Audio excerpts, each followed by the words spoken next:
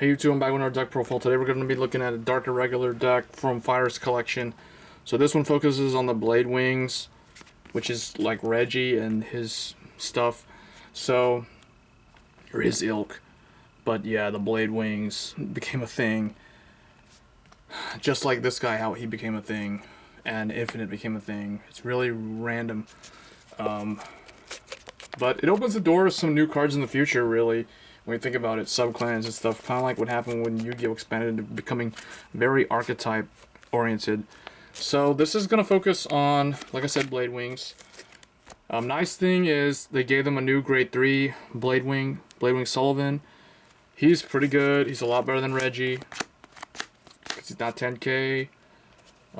He has the same effect when you place him on V. He does the same thing that Reijy does, where you can copy a rear guard, put as many copies of that as you want into the soul from the deck. And then his continuous Vanguard effect is if the number of cards in your soul is 15 or more, he gets all your guardians get plus 10,000 shield, and at the end of the battle that this unit was attacked, you can soul blast 2.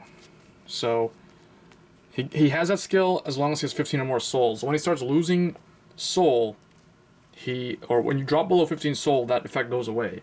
So making him something really unique. And what I'm noticing really about these type of cards are, I noticed that they're starting to focus on Vanguard Grade 3s that have defensive effects, whereas the Stride tends to be the offensive. Very similar to Gurgurut in Gold Paladin. So I'm not going to say if it's good or bad, it's just an observation. Next, for Bladewing Reijy. So everyone knows what he does. He's been around for a long time, since BTO 7.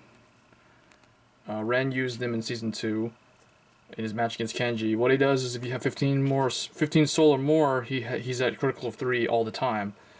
And when he's placed on V, he can choose a rear guard and put as many cards from the deck up to 3 of that card and put in the soul. So you got to run Blade Wings in order to be able to use the Stride unit, because it requires Blade Wing in the heart.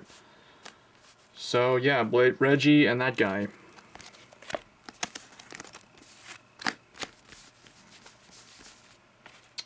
For Grade 2s, 4 Flirtatious Succubus, because she's really easy to Soul Charge 1. Just call her Vanguard or Rear Guard, Soul Charge 1.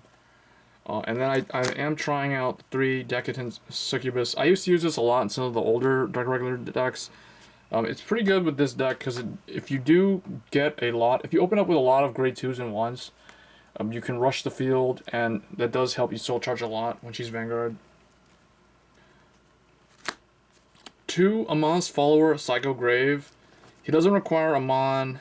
When he's placed on V or R, he can counterblast 1, Soul Charge 1, and he gets 5k. So he can easily form a typically a 19k column with the Vanguard booster behind him on the Vanguard turn, or he can potentially be a 21k with a 7k behind him as a rear guard, which is usually what I like to do.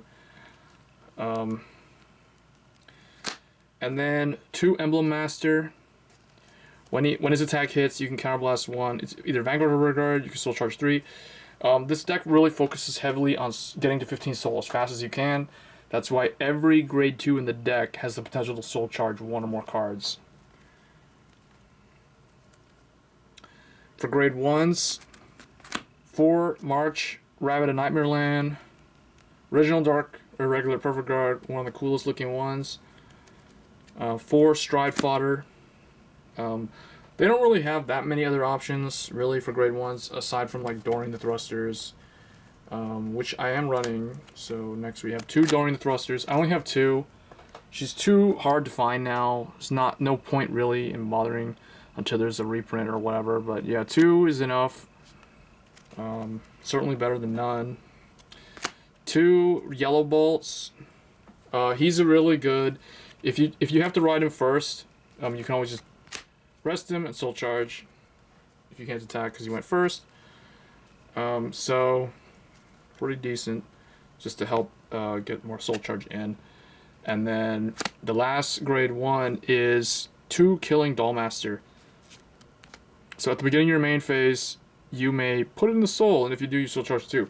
So just another a pretty good 7k booster that can help you potentially hit your 15 soul. For the triggers, very simple. 4 Dark Nightmare Land. He's Flame of Victory Clone 4. Amon's Follower, Garusam. Now, this guy's in here mainly just because he's another critical trigger. He can potentially use the effect if one of these is in the damage zone, or if one of these is in the damage zone, for Amon's Follower, Cruel Hand. And I should probably also run the Amon's heal trigger, but I wanted to show the old original heal trigger, Cursed Doctor. He was the guy who typically was the heal trigger back in the day for Reijy and all the old Dark Irregular builds. And then the starter is Werfelder Arndo Naz. He's basically the GB1 starter for the clan. Yeah, Counterblast 1 on main phase Plummet Soul. If you have GB1 Soul Charge 2, then if the number in the soul is 6 or more, draw a card. So he can replace himself. Typically you won't never use him until you hit, unless you know you're gonna hit 6 souls. So pretty good at helping you hit the 15k or the 15 soul, 15 soul. So because it's pure Blade Wing, doesn't matter which one's Vanguard. Very much like my Witch OTT deck or Shadow Paladin deck or even Genesis. Strides consist of 2 Wings of Annihilation Blade Wing Tybalt. So Tybalt, I like him a lot because he fixes a problem that Dark Irregulars had for a long time, where, so what he does is when he's placed on V, if you have a heart with Blade Wing, which is like either one of them, and if the number of souls is 15 or more, he gets all your rear guards in the front row get plus 10,000, and if not, you soul charge 5. So what that means is either the entire front row, if you're at 15 soul, the whole front row gets 10,000, or no, the rear guards, all the rear guards in the front row get 10,000. So basically your 2 side lanes, just like the Break Ride, King of Mazontarian, only he was like, I think 5k, but yeah, this is 10k. So, and if not, you soul charge 5. So he literally like tries to accelerate up to 15 soul. So as soon as you hit 15 soul, he gains the 10,000 on the rear guards. 2 Demagogue. I found him. People say he's bad. I found him pretty good as a first stride if you are able, if you know you're able to soul charge a lot, and the deck does run a lot of soul charge stuff. So him with a Dorian in the back somewhere is really good.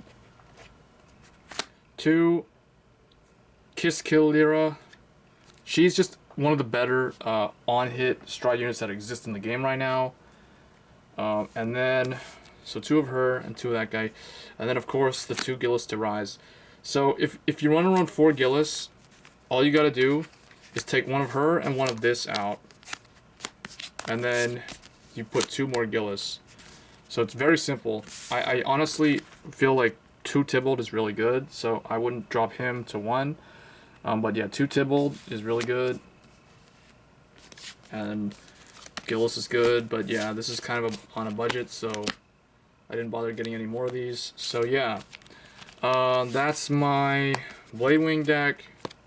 Let me know what you guys think in the comments below, how it stacks up to other Dark Irregular decks. I still honestly feel like Amon is going to be the best Dark Irregular deck for a long time, mainly because of that starter, which makes Gillis a lot more OP than he would be otherwise.